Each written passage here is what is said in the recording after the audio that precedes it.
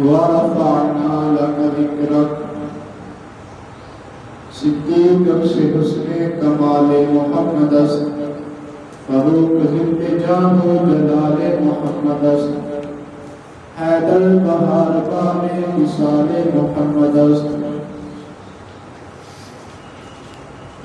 بندہ پروردگار امت احمد نبی دوست دارے چار یارم تابع اولاد علی مذہب حنفی دارم ملت حضرت خلیل آنکھ پائے غوث اعظم زیر سایہ ہر ولی جس سہانی گھڑی چمکا پیدا کا چاند اس کی افروز ساعت پہ لاکھوں سلام جن کے آنے سے ماں کو بیٹے ملے اس نبی کی ولادت پہ لاکھوں سلام جن کے آنے سے اندھیرا کفر چھٹ گیا اس نور کی آمد پہ لاکھوں سلام صبح بیضا میں ہوئی بگتان بارا نور کا صدقہ لینے نور کا آیا ہے تارا نور کا کاف کے سوہا دہن یا ابر آنکھیں عین سواد کاف تھا یا عین سواد ان کا ہے چہرہ نور کا چاند جھک جاتا ادھر انگلی اٹھاتے مہد میں کیا ہی چلتا تھا اشاروں پر کھلونا نور کا اور تیری نسل پاک میں ہے بچہ بچہ نور کا تو ہے نور تیرا سب گرانا نور کا اور نور کی سرکار سے پایا تو شادہ نور کا ہو مبارک تجھ کو زندوں نین جوڑا نور کا اور اے رضا احمد نوری کا فیض نور ہے ہو گئی میری غزل بڑھ کے قصیدہ نور کا اللہ پاک کی حمد و ثنا کے بعد بارگاہ مصطفیٰ علیہ تحیت و ثنا کے حضور نذرانہ عقیدت پیش کرنے کے بعد احباب دیندار آپ کو معلوم ہے کہ نبی پاک صاحب صلی اللہ علیہ وآلہ وسلم کی آمد مبارک کا مہینہ ماہ ربیع الشریف اپنی رحمتیں برکتیں بکھیر رہا ہے یہ وہ مبارک مہینہ ہے کہ جس مہینے میں عاشقان مصطفیٰ صلی اللہ علیہ وآلہ وسلم ان کی کیفیت ان کے جذبات کچھ اور ہی ہوتے ہیں اور یہ کیفیت یہ جذبات یہ اس شاعر کو ہی پتا ہے کہ کیا ہوتے ہیں آنکھ والا ہی تیرے جوبن کا تماشا دیکھے دیدہ گوڑ تو کیا دیدہ گوڑ تو کیا دیکھے آنکھ والا ہی تیرے جوبن کا تماشا دیکھے یہ جو آنکھ والے ہیں جو عشاقان مصطفیٰ ہیں یہ ان کو بھی پتا ہے کہ ماہ ربیع الشریف کے ساتھ ان کی کیا نسبت ہے اور کیسا گہرا تعلق ہے یہ ان کو بھی معلوم ہے کیونکہ محبوب کے ساتھ نسبت رکھنے والی ہر چیز سے پیار ہوتا ہے تو یہ تو وہ مہینہ ہے جس مہینے میں محبوب خدا دلوا کر ہوئے تو اس مہینے کے ساتھ کیوں نہ پیار ہو آیا فرما دینا کہ حشر تک ڈالیں گے پیدائش مولا کی دھوم مثل فارس نجد کے قلعے گراتے جائیں گے کہ انشاءاللہ فرمایا قیامت تک نبی پاک صلی اللہ علیہ وسلم کے عاشق حضور کے غلام حضور کے امتی حضور کے یوہی کا دیوت کے ملاد بناتے رہیں گے اور شاہ عبدالحق محدث دہلوی رحمۃ اللہ تعالی علیہ آپ فرماتے ہیں شب ولادت، یعنی کہ وہ رات جس رات میں ہمارے نبی مکرم صلی اللہ علیہ وسلم جلوہ گر ہوئے، وہ رات شب قدر سے افضل ہے. وہ رات شب قدر سے افضل ہے جس رات مصطفیٰ اس دنیا میں تشریف لائے. کیوں؟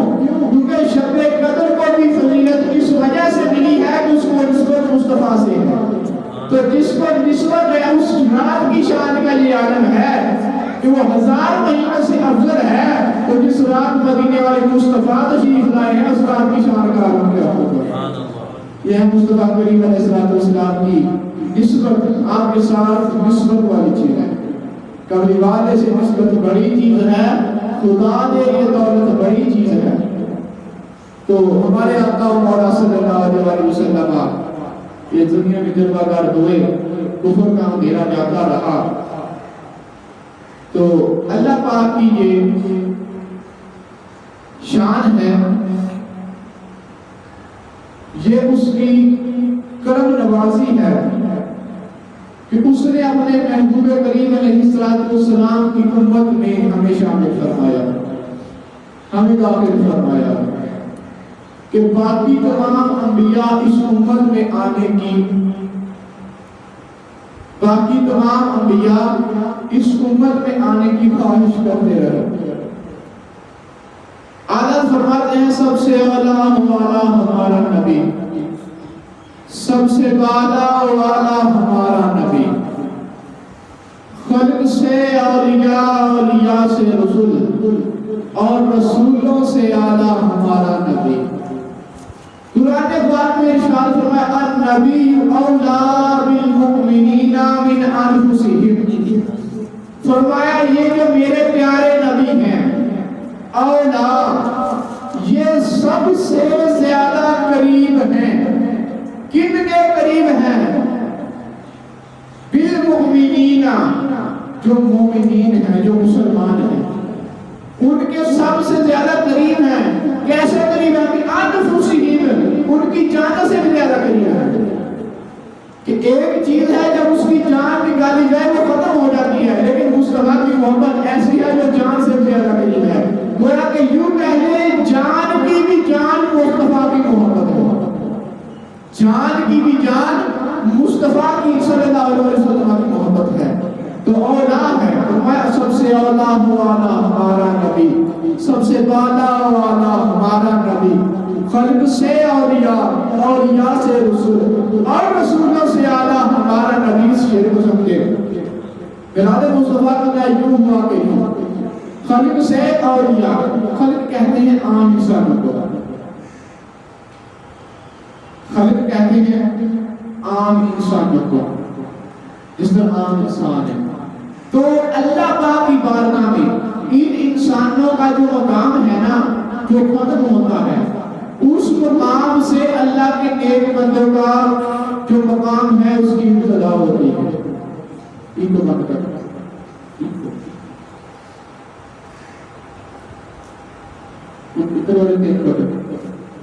اللہ پاک کے جو بندے ہیں، عام بندے، ان کا جو مقام ہے اس مقام کی اللہ کے ہاں جب انتہا ہوتی ہے وہاں اللہ کے ولیوں کے مقام کی ابتدا ہوتی ہے. پھر جہاں ان ولیوں کے مقام کی انتہا ہوتی ہے تو ان ولیوں کے اوپر جو ابدال ہیں، اولیاء ہیں، صفحاء ہیں، ان کے مقام کی ابتدا ہوتی ہے. پھر جب ان اولیاء کے مقام کی انتہا ہوتی ہے وہاں صحابہ کے مقام کی ابتدا ہوتی ہے. جہاں ان کے مقام کی، صحابہ کے مقام کی انتہا ہوتی ہے وہاں نبیوں کے، رسولوں کے مقام کی ابتدا ہوتی ہے. جہاں نبیوں رسولوں کے مقام کی انتہا ہوتی ہے وہاں اولو العزم کے مقام کی ابتدا ہوتی ہے. جہاں اولو العزم کے مقام کی انتہا ہوتی ہے وہاں سے تیرے اور میرے مصطفیٰ کے مقام کی ابتدا ہوتی ہے. تو پھر نبی پاک کے مقام کی انتہا کیا ہے؟ فرمایا تھا ابو رضی اللہ تعالیٰ عنہ کو کہ لا یعرفنی، فرمایا میری حقیقت کو میرے رب کے سوا کوئی جان ہی نہیں سکتا۔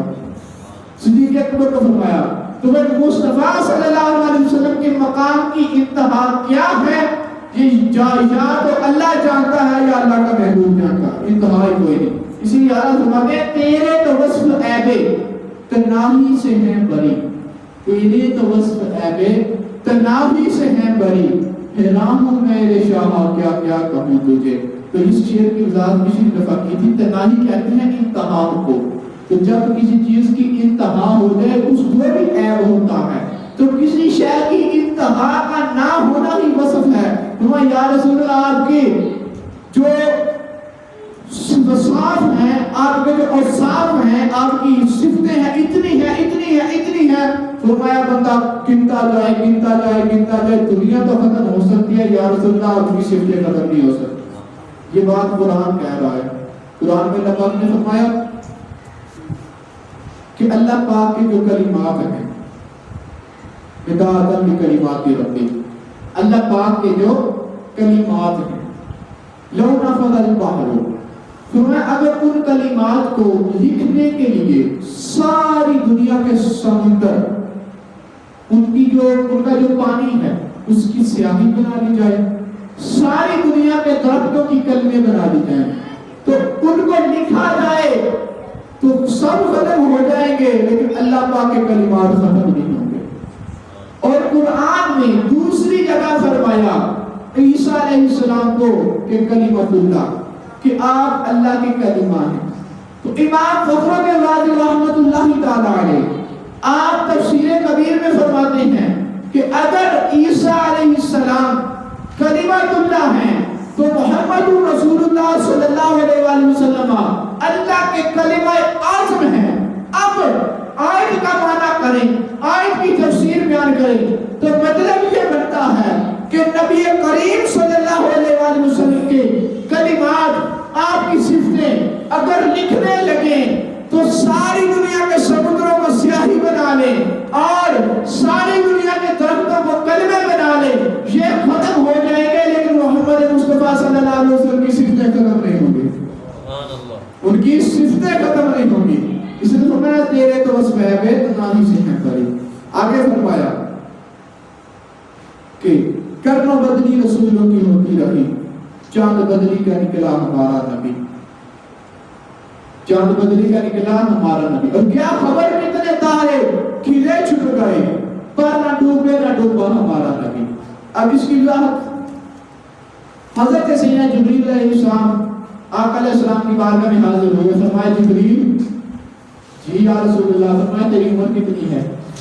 یا رسول اللہ اتنا تو پتہ نہیں، لیکن ایک ستارہ طلوع ہوتا تھا، 70,000 سال بعد طلوع ہوتا تھا، جبریل نے اس ستارے کو 72,000 مرتبہ دیکھا۔ تمہیں بول رہا تو جبریل نے اس ستارے کو 72,000 مرتبہ دیکھا ہے۔ فرمایا جبریل میرے رب کی عزت کی قسم ذالی انی ذالک الکوکب، فرمایا جبریل وہ ستارہ میں ہوں۔ اب ہم نے بھی جبریل کا بھی دیکھا ہے، ایک روایت ہے کہ جبریل نے مصطفیٰ کریم علیہ السلام کے ماتھے سے پیشانی سے کچھ بار دیکھے تو وہ ستارہ نظر آیا۔ تو کیا فرمایا کہ کیا خبر کتنے تارے کھلے چھپ گئے، وہ تارے جبریل نے جو دیکھے تھے، پر نہ کیا خبر کتنے تارے کھلے چھپ گئے، پر نہ ڈوبے نہ ڈوبا ہمارا نبی۔ تو انبیاء کو بھی تاروں سے تشبیہ دی ہے۔ کرنا آگے فرمایا کرنا بدلی رسولوں کی ہوتی رہی، چاند بدلی کا نکلا ہمارا نبی۔ کرنا بدلی مطلب رسول آئے چلے گئے، رسول آئے چلے گئے، مختلف علاقوں کے لیے آئے چلے گئے، لیکن وہاں جب یہ بی بی آمنہ کا چاند طلوع ہوا نا تو پھر ساری دنیا پہ ڈنکا اسی چاند کا بجا، بلکہ یوں کہہ لیں کہ وہ جو انبیاء آتے تھے وہ بھی ان کی نبوت اور رسالت کا پیغام لے کر آتے تھے، انہی کی نعتیں پڑھنے کے لیے آتے تھے۔ اس کے بعد دلائل ہیں الحمدللہ، میں عرض کرتا ہوں حضرت آدم علیہ السلام جب آخری وقت آیا نا، اپنے بیٹے کو آواز دی اور وصیت کی، بیٹا جب بھی تمہیں کوئی مشکل ہو جائے نا تو محمد رسول اللہ کا وسیلہ دے کر اللہ سے دعا کرنا. کون کہہ رہا ہے؟ آدم علیہ السلام. پاپا جی سارے والد کہہ رہے ہیں کہ میرے بیٹے کا وسیلہ دے کے دعا کرنا. پوچھا ابا جی یہ محمد کون ہے؟ میں بیٹا جب آدم سے لغزش واقعہ ہوئی نا، روایت کا مفہوم بات حضرت آدم سے جب لغزش واقعہ ہوئی، پھر ایک دفعہ پھر محمد فادر عرض کر دیتا ہوں. فرمایا جب آدم سے لغزش واقعہ ہوئی تو آدم چلے گئے، حوا زمین پر آ گئی، تو جس کے نام سے جس کے وسیلے سے میری توبہ قبول ہوئی ہے اسی کو محمد مصطفیٰ کہتے ہیں. اور پھر فرمایا کہ میں نے اپنے رب سے عرض کی یا اللہ میں تجھے محمد مصطفیٰ کے وسیلے سے دعا کرتا ہوں مجھے معاف فرما.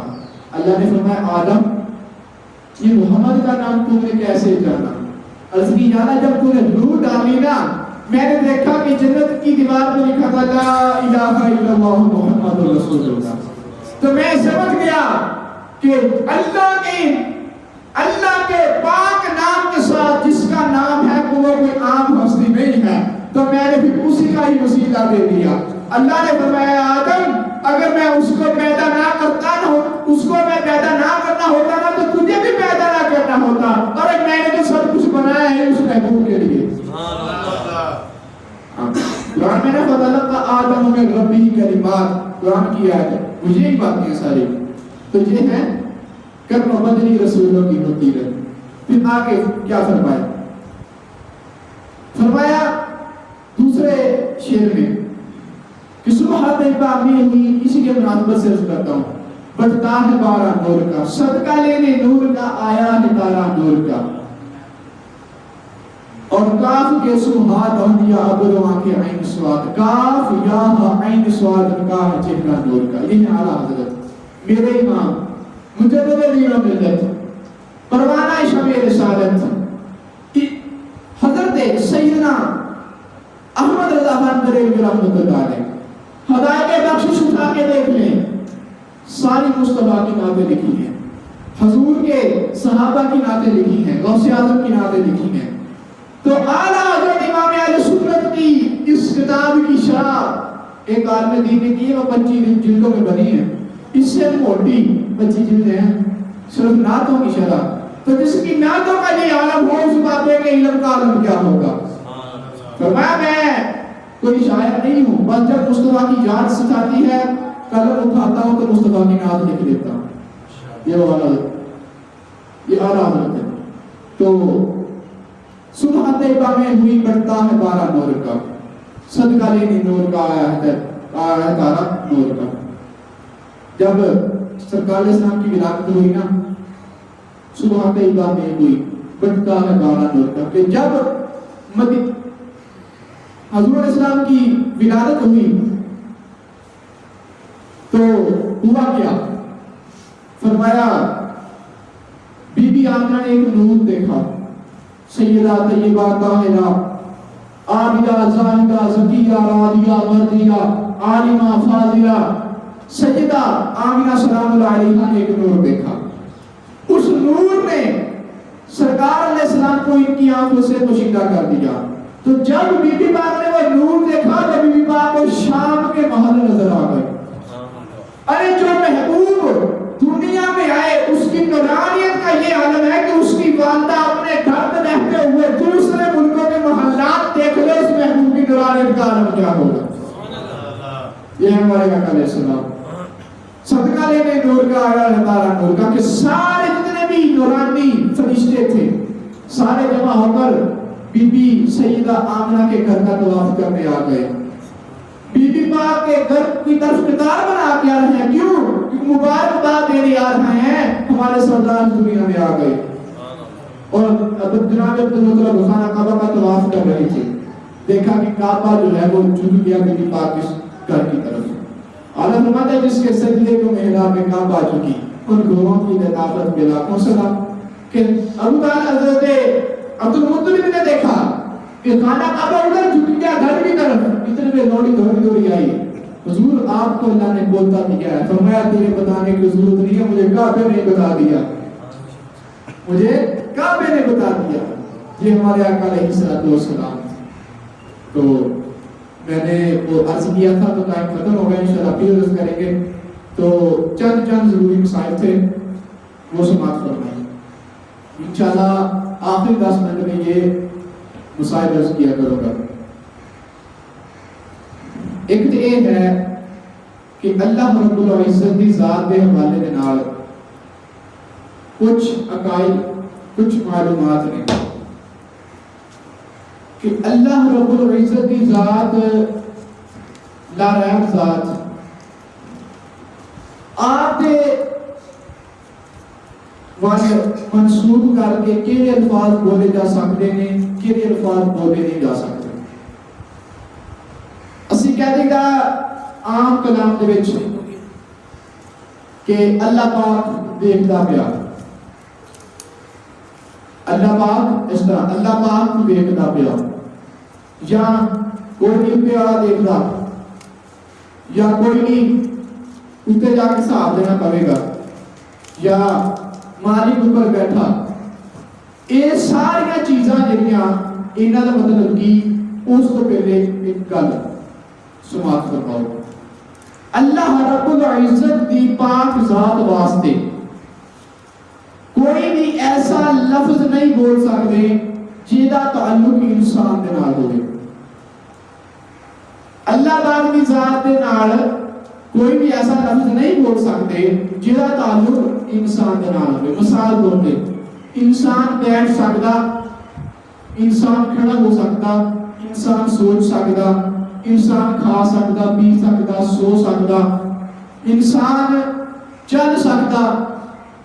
یہ ساری گلاں دا تعلق انسان دے نال ہے۔ یہ جتنے بھی الفاظ نے اللہ پاک واسطے نہیں بول سکتے، تے لہذا اللہ پاک واسطے یہ نہیں کہہ سکتے کہ مالک اتنے بیٹھا دیکھتا پیا۔ یہ الفاظ جس نے بھی کہے ہیں تو اب اس کو معلومات مل گئی ہے میری طرف سے، تو اس پہ توبہ واجب ہے کہ یہ الفاظ اللہ کے لیے نہیں بول سکتے۔ دوسرا، مالک اتنے ہے، یہ بھی الفاظ اللہ واسطے نہیں بول سکتے۔ ہاں اللہ موجود ہے، یہ بھی لفظ اللہ پاک واسطے نہیں بول سکتے۔ جس طرح سارے دوست معاملہ بن جانا تو کہتے ہیں اللہ نو حاضر و ناظر جان کے یہ گل کہنا کہ یہ گل اس طرح، تو اللہ پاک واسطے حاضر و ناظر کا لفظ نہیں بول سکتے۔ اللہ واسطے فقط حاضر کا لفظ بول سکتے ہیں لیکن ناظر نہیں کہہ سکتے۔ لہذا ناظر ہوتا جو سامنے ویکھیا جائے تو اللہ سارے سامنے نہیں۔ اللہ پاک نو صرف سامنے دنیا تے ویکھ سکتی سی تو ایک کوئی ہستی سی میرے مصطفیٰ دی ذات۔ انہاں تو بعد کوئی ولی بھی اللہ نو ایس اکھاں دے نال نہیں ویکھ سکتا، خواب وچ ویکھ سکتا، ظاہری اکھاں نہیں۔ لہذا یہ لفظ بھی اللہ پاک واسطے استعمال کرنا جائز نہیں کہ حاضر و ناظر۔ اے مسائل ہو گئے جی، انشاءاللہ تعالی یہ مسائل جڑے اس طرح اللہ پاک کی ذات کے متعلق اور عقائد عرض کیتے جان گے۔ ایک تے کہ اللہ پاک کی ذات کے حوالے دے نال اللہ نو حاضر و ناظر نہیں کہہ سکتے۔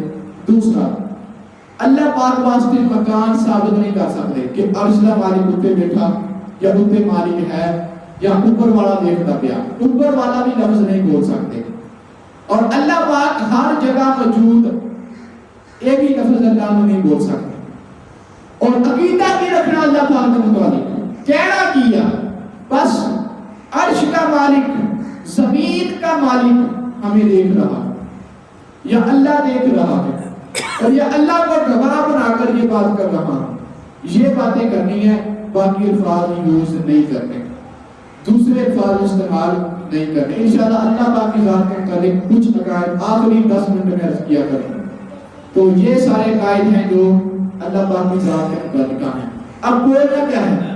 اللہ پاک کی ذات ایسی ہے کہ جو وحدہ لا شریک ہے، نہ تو اس کے لیے مکان ہے، نہ زمان ہے، نہ اس کے لیے کوئی کھانا پینا ہے، لا ریب ذات ہے۔ بس اس کی ذات ایسی ہے کہ تصور بھی نہیں کر سکتے، اللہ پاک کی ذات کا ذہن میں تصور بھی نہیں لا سکتے، یہ وہ پاک ذات ہے۔ بس اعتقاد ہے، ہمارا عقیدہ ہے کہ ہماری پاک ذات ہے، ہمارے رب کی، ہمارا مالک ہے کہ جس نے ہمیں پیدا کیا ہے، نہ تو اس کا ذہن میں تصور لا سکتے ہیں، کفر ہو جائے گا کروائے تو یہ بھی نہیں جانا۔ بس اگر ذہن اس طرف جائے، شیطان لے کر جائے، بس مثال دیتا ہے تو نہیں لے جانا، بس ہماری ذات ہے، ہمارے اللہ کی ذات ہے، بس یہ عقیدہ۔